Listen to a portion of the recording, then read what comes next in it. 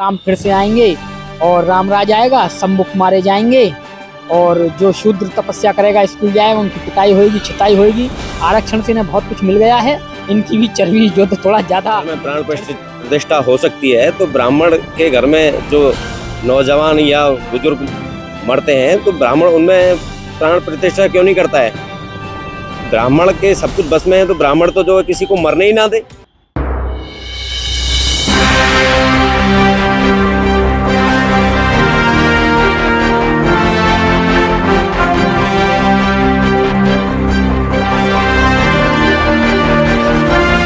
जय भीम जय भारत। मैं अरविंद कुमार, आप देखना शुरू कर दिए अंबेडकर प्राइम और हमारे साथ दो साथी खड़े हैं, इनसे बात करते हैं। अभी प्राण प्रतिष्ठा हो रही है तो उसके विषय में। जय भीम सर। अभी जो है अयोध्या में राम की प्राण प्रतिष्ठा हो रही है, तो आपको कैसा लग रहा है? मुझे तो बहुत अच्छा लग रहा है, बहुत अच्छा लग रहा है। मैं तो बहुत खुश हूँ। प्राण प्रतिष्ठा हो रही है, राम फिर से आएंगे और राम राज आएगा, सम्मुख मारे जाएंगे और जो शूद्र तपस्या करेगा स्कूल जाएगा, उनकी पिटाई होगी, छिताई होगी।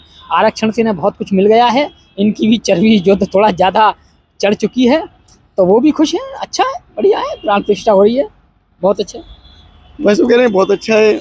हाँ, बहुत अच्छा है। अगर पत्थर में प्राण प्रतिष्ठा हो सकती है, तो ब्राह्मण के घर में जो नौजवान या बुजुर्ग मरते हैं तो ब्राह्मण उनमें प्राण प्रतिष्ठा क्यों नहीं करता है? ब्राह्मण के सब कुछ बस में है, तो ब्राह्मण तो जो है किसी को मरने ही ना दे। भाई, ब्राह्मण कम से कम अपनों को तो बचा सकता है। अगर पत्थर में जो है राम को डाल सकता है, पत्थर में जो है राम को विराजित कर सकता है, तो फिर अपने घर में जो तो किसी को मरने ना दे ब्राह्मण। ब्राह्मण में अगर इतनी ताकत है, ये जो है कुछ नहीं है, ये सिर्फ दलितों का जो है, ये पूरे बहुजन समाज का एक कबर खुद रही है, जिसमें जानबूझ करके ये कूद रहे हैं और इससे देश को बहुत बड़ी हानि होने वाली है। क्या भारत के अंदर ही जो प्राण प्रतिष्ठा होती है, क्या भारत के अंदर ही सारे देवी देवता हैं? इतने सारे देश हैं जो बौद्ध पर चलते हैं, जो बौद्ध धर्म को स्वीकार किया है, जो बौद्ध धर्म पे चलते हैं और वो देश तरक्की कर चुके हैं। तो ये भारत में एक पाखंड फैलाया जा रहा है। ये प्राण प्रतिष्ठा नाम की जो चीज़ है, इस पर मैं अंधविश्वास कहूँगा। इसको बिल्कुल अंधविश्वास है, मैं इसको बिल्कुल नहीं मानता। शशिभूषण जी, ये ब्राह्मणों का नाम ले रहे हैं, लेकिन ब्राह्मण तो जा ही नहीं रहे वहाँ, तो केवल मोदी जी जा रहे हैं, अकेले मोदी जी कर रहे हैं प्राण प्रतिष्ठा को। मुझे तो ये भी हंसी आती है कि हर साल रावण को फूकते हैं। रावण में कौन प्राण प्रतिष्ठा करता है? रावण तो हर साल बिना प्राण प्रतिष्ठा के जिंदा हो जाता है, तो राम नहीं हो सकता? राम में जरूरी है फूंक मारनी के तभी राम प्रतिष्ठा होगा। देखिए, देश में एक प्रोपगंडा चल रहा है, इस देश की संपत्ति को कैसा लूटा जाए। घर घर पे झंडे लग रहे हैं, वो झंडे फ्री में आए हैं कहीं विदेश से आए हैं? यहीं बनने हैं ना। कौन ला रहा है, कहाँ ला रहा है, इसका लेना देना कहाँ होगा?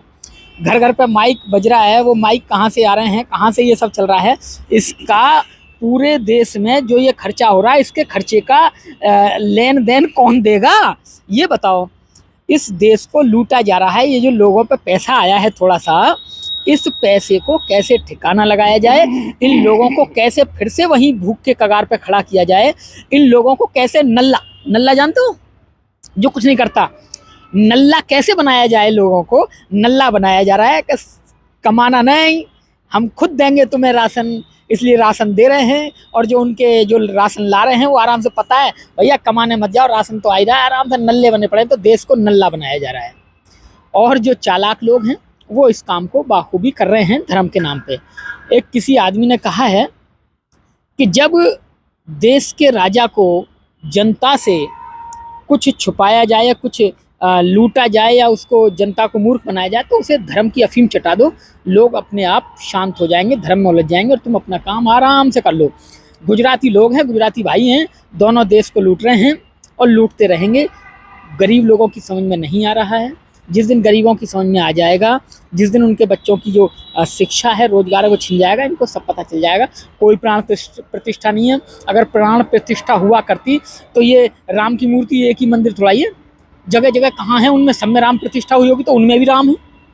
तो राम तो वो तो था एक राम, अब ये लाखों करोड़ों मंदिर बन गए राम के, उनमें सब में राम है, तो ये इतने लाखों करोड़ों राम कहाँ से बन गए? ये भी क्या जनसंख्या बढ़ रही है इनकी?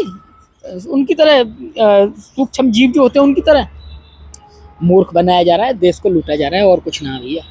ये क्या कह रहे हैं? कि जो एक वो हैं जिन्होंने अभी क्या बोला था, भद्राचार्य जी हैं, उन्होंने बोला था जो राम को नहीं मानेगा वो चमार है। ठीक है, उन्होंने फिर ये भी कहा मरे मुलायम काशी राम और बोलो जय सिया राम। ठीक है, तो ये तो इनके जो है मानसिकता से साफ पता चलता है कि ये चाहते क्या हैं।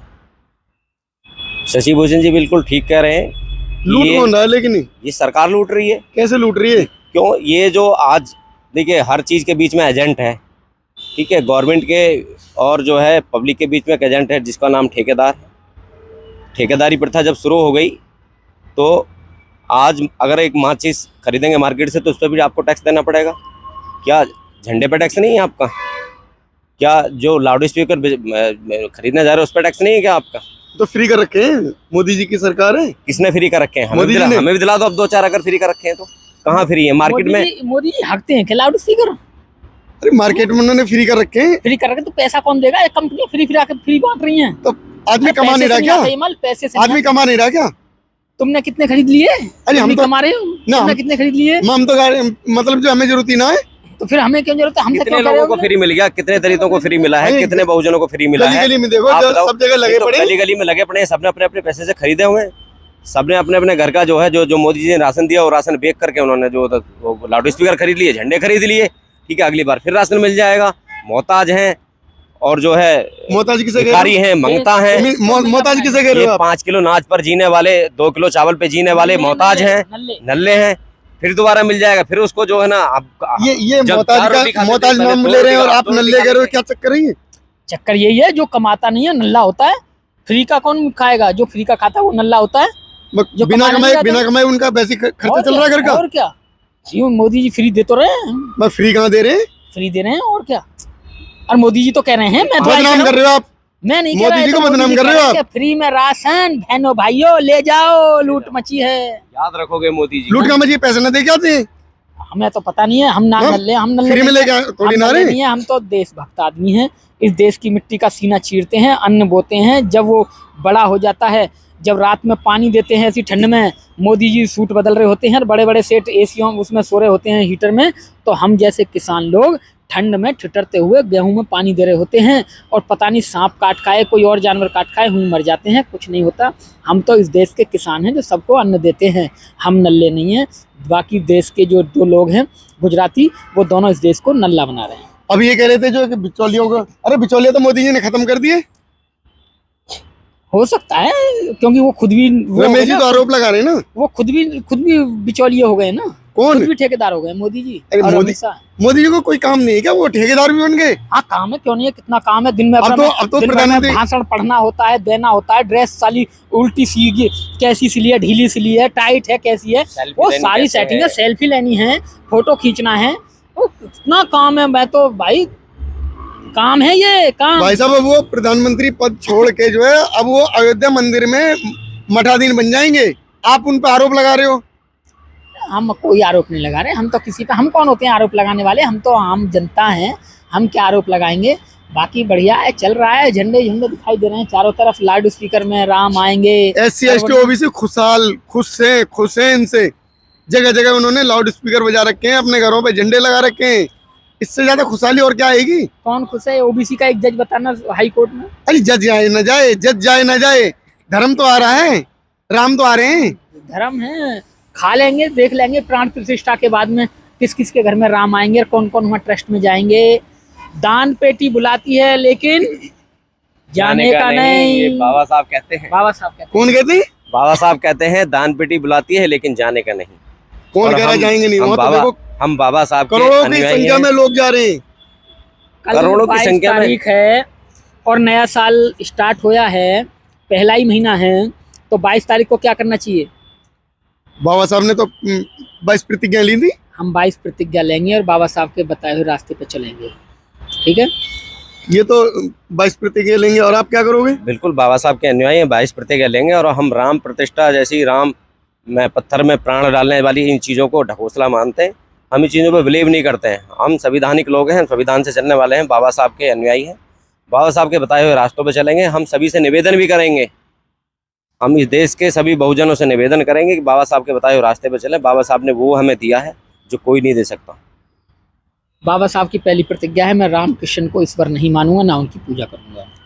बाबा साहब की दूसरी प्रतिज्ञा है, मैं ब्रह्मा विष्णु महेश को ईश्वर नहीं मानूंगा, ये पहली है। मैं ब्रह्मा विष्णु महेश को ईश्वर नहीं मानूंगा, ना उनकी पूजा करूंगा। मैं गौरी गणपति को ईश्वर नहीं मानूंगा, ना उनकी पूजा करूंगा। मैं रामकृष्ण को ईश्वर नहीं मानूंगा, ना उनकी पूजा करूंगा। पहली 3 प्रतिज्ञा हैं, बाबा साहब ने हमें दी हैं। विद्वान आदमी हैं, पूरी दुनिया उनके विद्वानता का लोहा मानती है, तो हम तो ऐसे विद्वान आदमी की बात मानते हैं और उसकी बातों पर चलते रहेंगे। इन्होंने तो प्रतिज्ञाएं ले भी ली 3, आप क्या करोगे? बिल्कुल प्रतिज्ञा का उनका हम पालन करते हैं। हमने भी प्रतिज्ञा ली हुई है, बाबा साहब की प्रतिज्ञा पर चलते हैं, बाबा साहब के बताए हुए रास्ते पर चलते हैं, तथागत बुद्ध के रास्ते पर चलते हैं। ये बुद्ध का देश है, बुद्ध का ही देश रहेगा।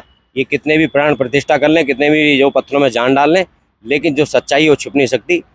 दुनिया के पूरे दुनिया के जितने भी देश हैं सब बुद्ध से चलते हैं, और ये भारत भी बुद्ध से ही चलेगा। ये हमारा जो है तो वादा है, आज नहीं तो कल ये भारत बुद्ध से चलेगा, बुद्ध में रहेगा, बनकर रहेगा भारत। अगर आप लोग नहीं जाओगे, SC ST OBC वहाँ नहीं जाएंगे, तो मोदी जी तो अकेले रह जाएंगे ना उस मंदिर में। वो तो बिना बीवी के भी अकेले हैं, अब कौन से उनके 4-4 बीवी हैं? क्या पता, आप देखने गए हो क्या? नहीं, देखने कैसे तो आरोप नहीं। लगा रहे हो? देखिए, कौन अकेला रह जाएगा कौन नहीं, सवाल इस बात का नहीं है। सवाल इस बात का है कि चारों शंकराचार्यों को दरकिनार कर दिया है। जो प्राण प्रतिष्ठा डालते हैं वो ही नहीं जा रहे। अब मोदी जी पता नहीं कहाँ से प्राण लेके आए हैं, जो जाके वहाँ रिचार्ज कर देंगे मूर्ति को, जाके बैटरी बदल दी जाएगी, वहाँ से बैटरी आई और ये इसमें लगता है और राम बोलना स्टार्ट। अब पता नहीं कौन सी बैटरी मोदी जी डालेंगे, हमें तो पता नहीं है। बाकी क्या है क्या नहीं है, कोई प्राण प्रतिष्ठा नहीं है, सिर्फ गरीब लोगों को मूर्ख बनाया जा रहा है, उनसे रोजी रोटी की बात। 2024 का जो चुनाव है उस पर फोकस है। 2024 के चुनाव के लिए लोगों को बेवकूफ़ बनाया जा रहा है, और 2024 में ये कहीं हार ना जाएं, इंडिया गठबंधन के सामने इनके घुटने ना टिक जाएं, उसका इन्होंने प्लानिंग बनाई है। सब वो प्लानिंग है इनकी, और उस प्लानिंग के तहत अगर इंडिया गठबंधन कामयाब होता है तो ये फेल रहेंगे। 2024 में गधे से जैसे सींग गए थे वैसे ही वापस चले जाएगी बीजेपी। ये तो कह रहे हैं गधे के जैसे सिंह चले जाएंगे बीजेपी के सर से। हाँ, EVM हटते ये खत्म है, उनकी क्या है? हटेगी कैसे EVM? चुनाव आयोग ने तो मना कर दिया। अब वो देखें, पार्टियां देखेंगी इस बात को, जिन्हें चुनाव लड़ना है वो देखेंगे, लेकिन EVM जाते ही ये गायब, कुछ नहीं है। तो अगर EVM नहीं रहेगी तो मोदी जी नहीं आएंगे, वो बैलेट पेपर से आ जाएंगे। नहीं तो बैलेट पेपर से अगर उनमें ताकत है बैलेट पेपर से आने के, तो फिर EVM का आज पूरा देश विरोध कर रहा है, तो EVM क्यों नहीं हटवाते हैं?